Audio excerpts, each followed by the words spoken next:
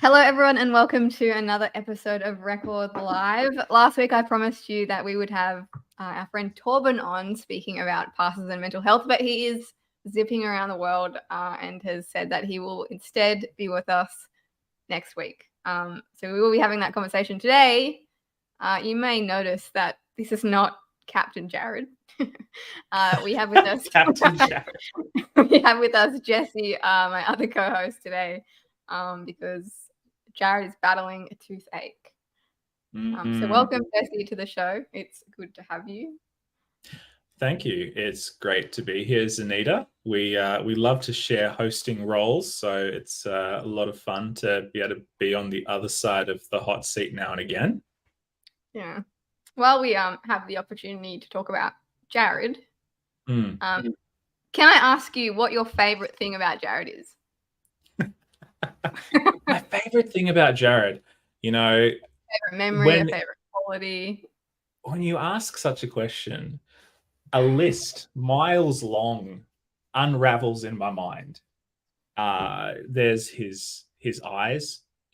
I thought they were blue, but apparently he has green eyes. I was actually sitting across the table from him the other day, and I made some mention about his blue eyes, and he said, "No, they're not blue, they're green." And so I had to stare into his eyes.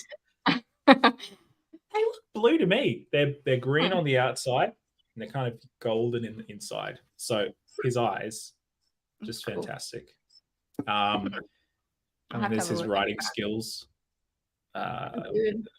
His beard. Oh my goodness. You can tell that I'm trying to emulate it a little bit. Failing. Not quick enough for the show. It's very sad. Anyway. Yeah. So it's great to be on this Record Lives and needed to talk about how great Jared is. Yeah, we've got 28 minutes to unpack. He has given us this topic to talk about specifically today. So yeah. No, I'm just kidding. Today we're actually talking about a topic that someone suggested. And it is a bit of a random one. It's very different to what we've been talking about lately, but it is still interesting. It is the topic of homeschooling. And we have with us a wide panel today. We have yourself, who has experienced homeschooling. We have myself, who has never experienced homeschooling. And we should probably just clarify that neither of us have children. So we are talking from a limited point of view. But yeah, we do have experiences and we have opinions and things like that. So that's what we're talking about today. Before I get into it, can you just, without going into like your experiences, the pros, the cons, can you just tell us like the logistics? When did you go to homeschool? How long were you homeschooled for? Start with that. Okay. Yeah, no, very good. I am the eldest of 4. And when it comes to homeschooling, it's kind of a little bit chaotic depending on how many kids you have. So for me, it was sitting down every morning after breakfast, chores, all that sort of stuff. I grew up on a farm, so there was a few chores around the farm that we had to do every day. Sitting down, doing lessons. We would have a curriculum. That was my experience, at the least. I know that there are perhaps some who don't have a strict curriculum. However, my experience was a curriculum. It was fairly systematic. We would work through, science, maths, literature, history, all the stuff that you would kind of go into at a regular school. I guess the main difference is that your classmates are your siblings and your teacher is one of your parents. In this case, my mum was my parent, my teacher, rather. And that is an interesting dual relationship, right? We talk about, like, in psychology, you have these dual relationships which are often kind of deemed as a bad idea, like having your boss as your best friend, or having your colleague be your partner, or stuff like that. In this case, it was definitely a dual relationship where, on the one hand, my mum was my teacher, on the other hand, she was my mum. So it's a weird dynamic to handle. But look, in terms of the logistics of it, I will say that the one thing that was good for me was that it allowed me to set my own schedule. Whereas, like, we didn't have periods, you know, it's not like first period, second period, the bells ring, and then I'm going to go off to recess. There would be days where I'd be working all day, and there would be days where I'd be working half of the day, and the rest of the day I'd be able to play and, I don't know, build tree forts and stick my head in the stream or something like that. Because it's a much more, homeschooling, at least in my experience, was a much more self-directed exercise rather than conventional school, which is teacher-led, curriculum-led. So I hope that gives you a broad overview of like what it looks like. It's hard to encapsulate because every experience is different, and every family is different, but that's what it was like for me. Yeah, cool. You said that you still had a curriculum. I know some people, when they're talking about like the pros of homeschooling, they have kind of like more tailored, personalized learning. So if the child is really digging something, like they're really digging, I don't know, anatomy or something, then they can just zoom in on that and they can stretch that out. Is that kind of something that you were able to do in homeschooling? Yeah, it was. Very early on, my mum identified that I was really passionate about the humanities, and so my experience became a lot more focused on history, literature, English, those sorts of things. And that I still had to do maths, and I still had to do science, and you know, those sorts of your STEM subjects, I suppose you could probably term them nowadays. But I definitely had an opportunity to focus in on those subjects that I was really passionate about. I think my mum just kind of was quite pragmatic in the sense of, well, if Jesse's really into history, but he really struggles in maths, why spend all of his time on maths when he, you know, is really passionate about history? And look, to be fair, the subjects, particularly maths, that I really struggled with growing up, my mum ended up getting like a tutor for me to help me in those areas. So she still saw that it was important for me to learn a wide discipline of subjects, but definitely still encouraged me in those areas that I was passionate about, which was, I think, a good thing overall, because I still ended up with basic knowledge in those other areas, but I was able to really get into those things that I was passionate about, and to a large degree, I think contributed to where I am today. Yeah, it's awesome. I guess it's sometimes in bigger schools you get that opportunity. Like when you get to your senior years, you still have those core subjects like math and English, but you also have the availability to choose your other subjects. Like so, at bigger schools, you have subjects like the specific sciences, or you have like drama or dance or music or accounting or whatever. But at small schools, because I've been to both a big high school and a small high school, at smaller schools, you don't have that option. You're just stuck with whatever subjects they have teachers for or whatever subjects there are. So I think it's awesome that homeschooling allows for that. But yeah, I think yeah. I think there's a little bit of that in homeschooling as well. Like it's the smallest school that you could probably imagine. So like if I was incredibly into, I don't know, trigonometry or whatever, or you know, I wanted to get into chemistry or, you know, astrophysics or something very specific, homeschooling doesn't necessarily give you the infrastructure to be able to, maybe it does nowadays. Maybe there's programs or curriculums that are offered by homeschooling associations that allow you to do that sort of stuff. But certainly when I was growing up, if I was really into a very specialized, specific thing, it would be incumbent on me to do a lot of that research and get into that myself. So yeah, sure. I suppose like technology probably makes it easier. There's probably a course on every topic under the sun, but it's it is a good point. How long did you do homeschooling for? Was this your entire life, or was it just a season, or what did it look like for you? Yeah. So I'm the eldest of four, as I mentioned. I got one brother, two sisters, all younger than me. And I basically went up to HSC, the equivalent here in New South Wales, year 12. Now, I did end up doing my upper high school schooling through a course in Queensland, of all things. That was just the particular school that offered, I guess it was, I'm not sure of the details because I was a kid, but I think it was sort of like correspondence learning that a school offered. I still remember it's called Riverside Christian College. It's somewhere in Queensland. I've never been, but anyway, I did it through them.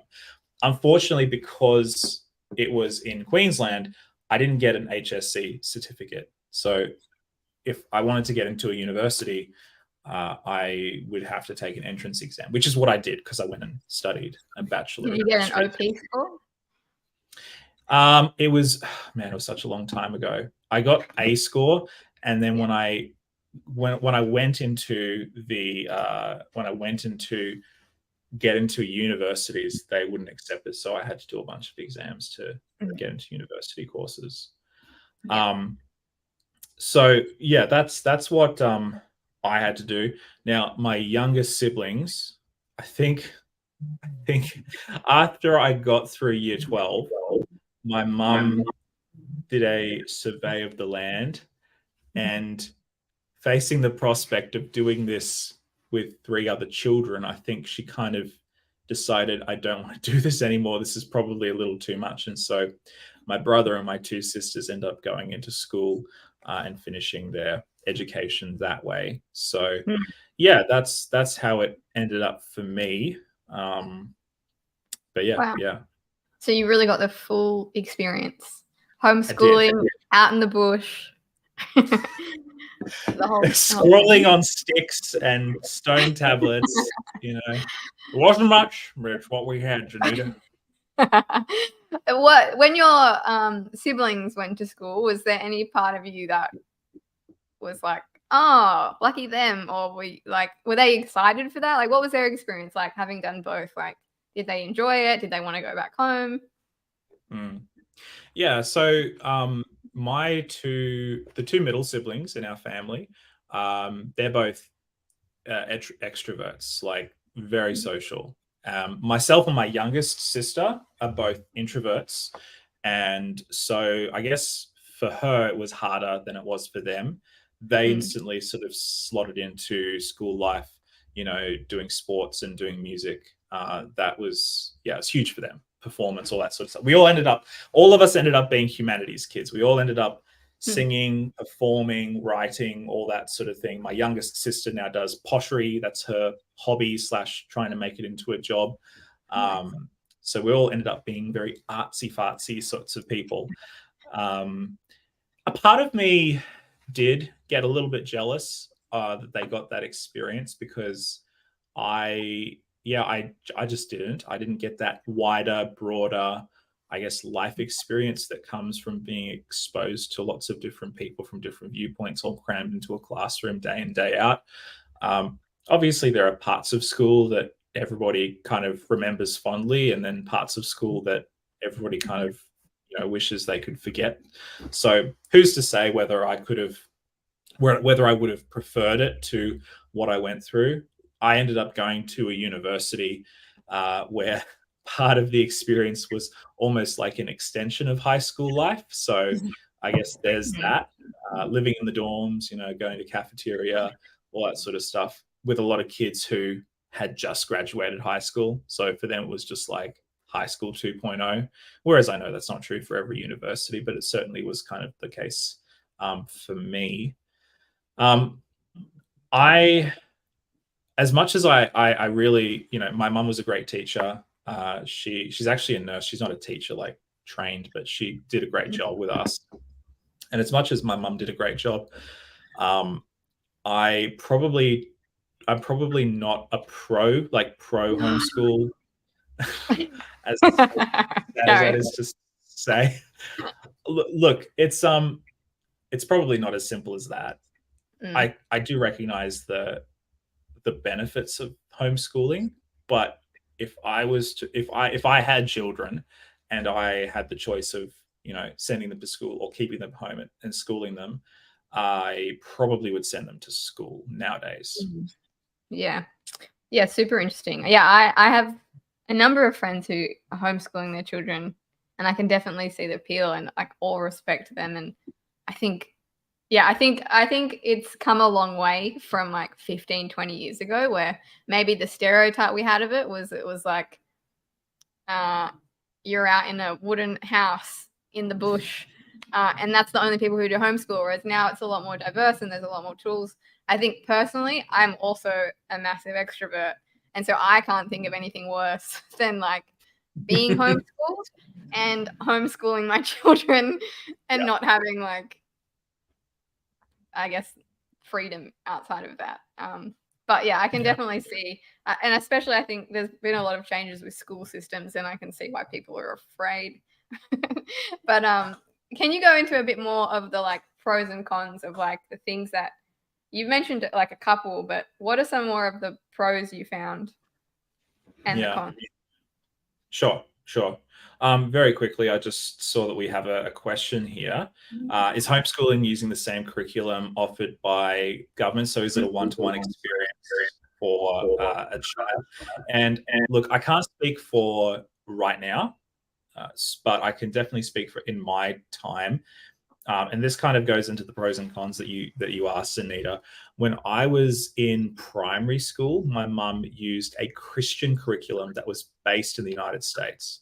So I learned a lot about George Washington and Abraham Lincoln and things like that, alongside maths and science and all that sort of thing. Didn't learn a lot about Edmund Barton or any of our early pioneers. I didn't learn that much about James Cook or anything like that. So there's definitely some pros and cons depending on what curriculum you use. As I mentioned, the late upper high curriculum that I used was through Riverside Christian College in Queensland. So that was, I assume, a government sanctioned curriculum. So yeah. In terms of the pros and cons, though, there are quite a number. Pros. Okay. So look, if you're living out in the middle of nowhere, to give you context, my family, we've lived out in the country near Dubbo. And I say near, I'm talking like an hour and a half out of Dubbo on a farm. We've lived an hour and a half out of Tamworth when we were growing up. We lived in Western Australia for a little bit. I've lived in a lot of different places, mostly rural. And so in that sense, families who move around a lot or who just live somewhere really remote can be a really good option. Simply because, that flexibility gives you continuity. You might move to a different place, but you're still doing the same stuff. And we went through all the same sort of struggles that you get when you're moving around a lot. We'd get to know kids at our local church or, in our local area, our neighborhood, and then we'd leave. The same sort of thing goes on if you're going to school. So that's not great. My mum had a hard experience growing up with two of her brothers. My mum has two disabled brothers, and she's the middle child. And being, I suppose, the only quote unquote normal kid in a family of three where two of the others have special needs, it's quite difficult for her. And she grew up in the 70s where obviously kids can be cruel. And back then, I imagine kids were even crueler than they are these days when it comes to people with special needs. And so she had a bad experience with school, and that contributed toward her decision to schooling us at home. And I think if you're in a similar situation where there's complications in your family situation, then that can be a good option as well. So hats off to Mum. She did a great job with that. I suppose as far as cons, there's a couple. So number one is the social aspect. If you're not part of a homeschooling group or association, it can be very isolating, not just for the kids, but particularly for the parent who's schooling them. So you know, my mum was a farmer's wife living out in the middle of nowhere, and dad would go and work often for, you know, early in the morning, home late at night. So she's the housewife, but she's also schooling the children. And you know, that was many people's lots in life for many years. I recently visited a lighthouse here in Sydney, Barrenjoey Lighthouse, where we did a little tour, and the lighthouse keeper's wife was expected to keep the home and to school the children and to do all this stuff. She wasn't paid, she wasn't employed, but she was expected to do all this stuff. And so for a lot of people, that's just life. And such was the case with mum. It does limit your outlook on life, especially back before the internet. Like you know, you and I grew up without the internet, and then we got the internet. Whereas kids these days, they they have the internet, you know, as soon as they're born. So back when it was just books and textbooks and pads of paper, that's all I had to know what the outside world was like, unless we were going into town and all that sort of thing. I know a lot of people homeschool their kids because of a desire to get them away from like a corrupting influence, like a school. That's often seen as like, oh, well, you know, that's where all the bad kids are or whatever.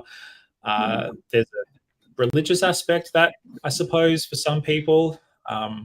But yeah, it definitely has a possibility to limit your outlook on life. And I saw that with a lot of my fellow peers. We would go to a homeschooling group every single Wednesday, and we'd hang out with all the kids, and the mums would have a cuppa and a chance to catch up and all that sort of thing. And that was great for mum. She got, you know, a peer group support, all that sort of thing. But I saw a lot of the kids there. It's funny when you're kind of like considered a weird kid, and then you go to a group and you think, man, these kids are really weird. Like, it's like levels of weird. So flexibility is a double-edged sword. It can be really great, like doing your homework and spending half the day up in the bush, you know, making tree forts and stuff like that. But, you know, you can also kind of fake your work a lot of the time. And if mum doesn't catch on to it, then you can actually miss out, whereas you don't have a teacher peering over your shoulder all the time. So yeah, I think I've rambled enough on some of the pros and cons that I experienced. I do think it's a tricky situation because everybody's circumstances are different. Yeah, for sure. But yeah. Yeah. I think like, I guess we're talking to primarily an Adventist audience here. And I guess one of the risks that you've mentioned is the social aspect. And I think, you know, for Adventists who are considering homeschooling their children, like, sure, they might be getting social interactions at church and at church groups, but are they also getting interactions with people outside of that sphere? Which I guess, like, I don't know, myself and my siblings, we went to like various schools, went like public schools and Adventist schools, and we had neighbors who were not religious. And I think that's hugely benefited all of us because we can relate to so many people. And so even now, it's like often I find it harder to relate to Adventists just because I've had such a broad like broad views in my lives and so many different people from different backgrounds that, yeah, it's just, I don't know, I think it's helped me to think a bit more critically, and it's helped me to like engage with people from all sorts of walks. But I think if you're like, obviously, if you're intentional about it, then you can still give your child those experiences homeschooling. It's just you've got to be intentional about it. And like, yeah, I guess that's for the audience to ponder and think on. Another thing you mentioned was that people fear like the schooling system or the ideologies that are being taught. Do you think, like, I guess there's a risk to sending people to school these days, or like, if we're sending our children to school and we're nervous about what's being taught or what is being told, like, what can we do about that? Is taking them out of school the only option, or is there a way we can kind of engage with them to, I guess, like help them to understand things or manage these things differently? Yeah, that's a good question. I distinctly remember my mum got a science textbook from another curriculum that was not the Christian American curriculum that we usually got, and it had some sections on evolution. And my mum, being the good Christian mother that she was, decided that, well, what do we have to do? We're going to have to glue these pages together. So she did just that. She got the glue stick and she got the pages and she glued them together. Now, I, being the inquisitive, I wouldn't say naughty, but maybe somewhat naughty child that I was at that age, thought, what? I didn't know what evolution was. I had no idea. I just knew that the word meant something that my parents didn't like, or that they thought was evil. So I remember every time I flipped through that particular book, I would notice the pages kind of, you know how glue kind of dries and then it cracks and it kind of it comes away from itself. The pages kind of coming away, and I would kind of like peel the pages out a little bit and have a look inside. What is this? What is this secret information that Mum doesn't want me to know about? And that was that was my first introduction to things like evolution. Now, as far as your question is concerned, I personally believe that conflict, whilst we're not made for conflict, sin is sin, and we're not made for a sinful world. I do believe that conflict builds resilience, and that challenge builds resilience. And I personally think that some of the least resilient people in the world are the ones who shelter themselves from the outside world. And that's simply like, that's no attack on anybody. I'm not calling out anybody. I'm not taking a shot at anybody. But all I'm saying is that when you come into conflict with somebody, or when you come into contact with anybody that doesn't think the way that you think, and that challenges your worldview and challenges the things that you believe, forces you to, I guess, look inside and to maybe research, or maybe to ask yourself, what do I truly believe? Can I back up my beliefs with reasonable discourse or argument? And I think that's what school is for. There are obviously certain dogmas that certain schools prefer to, introduce to their students. There are certain things they prefer to keep away. And that's, we can take that on a case-by-case basis. If you go to a Christian school, you're going to get a certain kind of experience. If you go to a public school, you're going to get a certain kind of experience. I don't think that we should be scared of having our beliefs challenged, because one thing I do know from experience is that when you go out into the world, after you've cut the umbilical cord, as it were, from your parents, and you have to get a real job, and you have to at some point interact with real people, you're going to come across people who don't have the same viewpoint as you, and so your worldview is going to be challenged. And if you've been brought up in an environment where anything that is contrary to your worldview is discarded, discounted, made fun of, shoved in a corner, you're not going to be well equipped to be able to deal with people who don't think the same way as you. And look, I'm not saying that my mum hid certain things about the world from me in order to protect me. I think every parent wants to protect their child, whether they're schooling them or just raising them. But I do think that when you put your child into an environment where their views can be challenged, you're running a risk, but you're also equipping them, hopefully, with wise guidance and love and support to be able to develop a critical thinking brain that can deal with the complexities and the gray areas of life. Yeah, and as a result, we'll probably give them a more security in their views and beliefs, as opposed to hiding things from them and then one day them being like, what?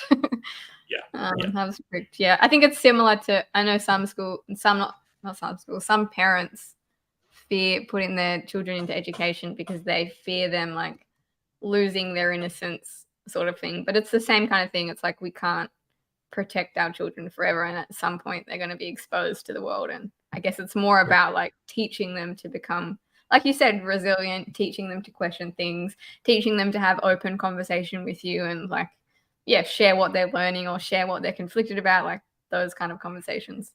We've run out of time so quickly. I don't know if I'm going to give you a practical question, as in, yeah, but I guess like, well, maybe I will. Let's say you have a friend who comes to you and is like, Jesse, I just don't know what to do. Should I send my kids to homeschool or not? I'm not expecting you to give me like a yes or no question, but like, are there people you would suggest them talking to, or like Bible verses you would suggest them reading, or like places you would suggest them going to be more informed, I suppose? What would you challenge them on, I guess? I'm not sure if there's any particular Bible verse that I could, in all good conscience, link to homeschooling. Maybe there is. If there is, I'd love our listeners, viewers, to let me know. No, what I would say, I think, is you got to count the cost, because it's no small commitment to do homeschooling.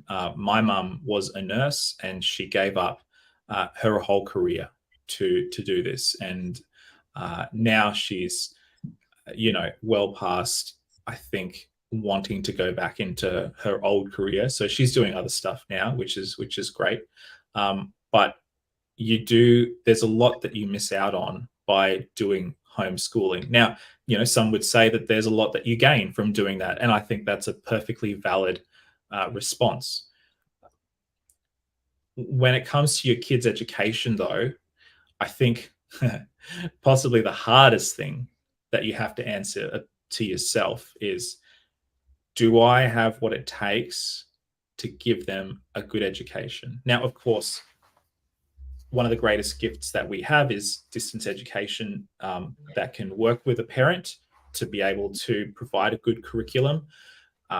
So it's not all on you, the teacher, to be all and end all, to be the maths, science, history, all things to all your child.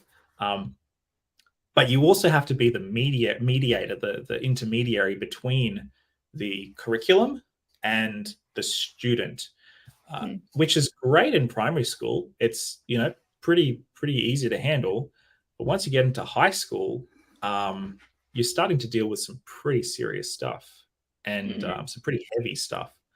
So I think that's why and I've seen this a lot of homeschooling parents will take their kids through primary, and then once they hit high school, they'll send them to real school, quote unquote. And I think that's perfectly valid. And I think that, you have to be aware of your own limitations. There are some teachers who want to homeschool their kids, move out into the country. And I think the other thing that you have to also be aware of, as I said before, is that you might lose a career. It's hard in this day and age. I think far harder in this day and age to have one parent at home schooling children than it was, when we were kids. I don't know how, if my wife and I decided to have kids, we would be able to manage on one income. I just practically don't know how that would work. Probably wouldn't be able to live in Sydney, or we'd have to win lotto. Either way, it's a really hard thing, and not something that should be done lightly. Because at the end of the day,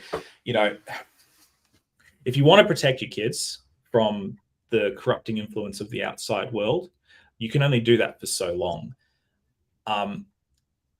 And when they do go out into the outside world, you want them to be equipped to deal with it, and to be able to thrive and not just survive.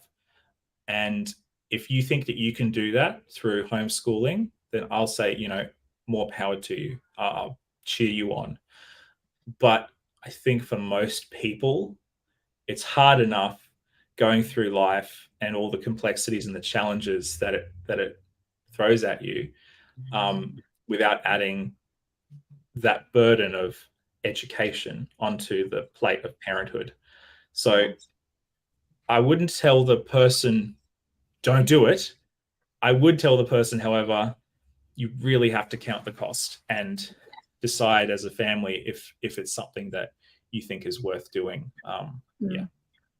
Yeah, I think it's like you've outlined this. I think it's different for everyone. Like I know, and I'm sure you know as well, I know people who have loved homeschool. I know other people who have hated it and have run away from home and gotten jobs so that they can pay for themselves to go to school. Like it's such a broad spectrum. And yeah, obviously some parents can do it really well. And maybe some people are doing it for the wrong reasons, but that's up to them to decide. Respect to those who choose it, respect to those who don't. Thank you, Jessie, for sharing your homeschooling experiences.